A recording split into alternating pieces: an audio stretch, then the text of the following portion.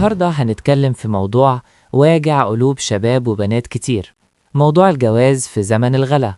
بس المشكلة مش بس في سعر الذهب ولا تمن الأجهزة، المشكلة في النفوس والتعقيدات اللي بنحطها بإيدينا قبل ما حتى نقول يا هادي. ليه بنظلم بعض من أولها؟ ليه الأهل دلوقتي بقوا بيتعاملوا مع العريس كأنه متهم أو مشروع نصب؟ تلاقي الأب قاعد وماسك القلم وعايز العريس يمضي على قايمة فيها العفش اللي هو جابه والعفش اللي أهل العروسة جابوه، لا وكمان ساعات بيمضوه على حاجات ما جاتش أصلا. بتمضيه على حاجته ليه؟ هو مش شقي وتعب عشان يجيب العفش ده لبيته وبيت مراته؟ بتمضيه على حاجات ما جبتوهاش ليه؟ دي أمانة، وإحنا بنبدأ حياة جديدة بكتبة مكتوبة على ورق. إحنا كده بنحط المشاكل والمحاكم بين الزوجين قبل ما يدخلوا البيت.